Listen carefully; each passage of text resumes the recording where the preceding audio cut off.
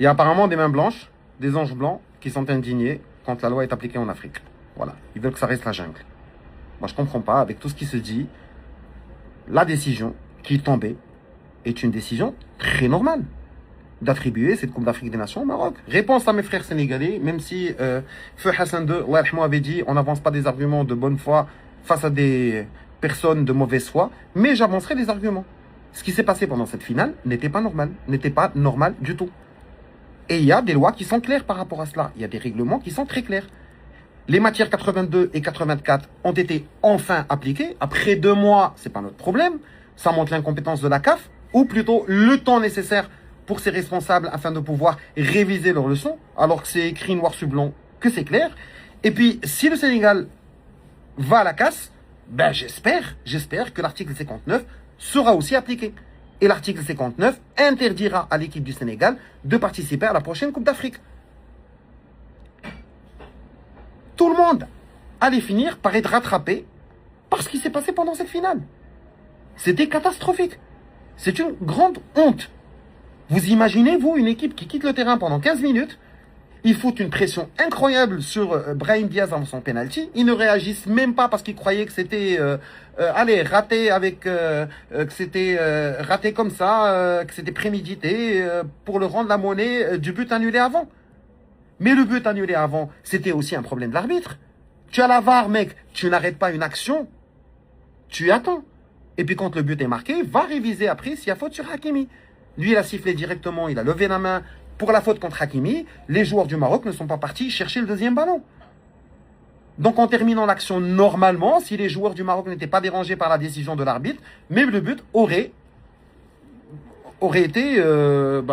jamais existé. Et le penalty sur Brahim Diaz est clair. Les joueurs quittent le terrain. Les règlements sont clairs aussi. Il y avait le JC, le General Coordinateur, il y avait le 4e arbitre, il y avait l'arbitre, il y avait Motsepe, il y avait tout le bon monde du football. C'est normal, quand une équipe quitte le terrain, l'arbitre siffle la fin du match.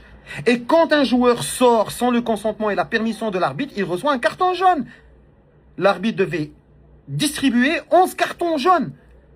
Et qu'est-ce qu'il faisait, l'autre joueur sénégalais, là, dans les vestiaires, à envoyer un message, à mettre une story? Comment lui, il va expliquer à ses petits-enfants qu'il avait gagné une finale de Coupe d'Afrique alors que pendant le match, il était dans des vestiaires en train d'envoyer un message? Aucune loi n'est appliquée. Il y a le gars qui sort un mois plus tard pour leur dire j'ai demandé à l'arbitre de ne pas donner des cartons jaunes, on allait biaiser le jeu. Mais le jeu était biaisé. Les dés étaient jetés, le sort était scellé. C'était une erreur monumentale de la part des Sénégalais. Et c'était prémédité aussi.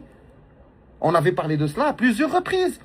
Et les journaux algériens, les chaînes de télévision parlaient avant le match du fait que le Sénégal allait quitter le terrain si n'importe quelle décision paraissait anormale.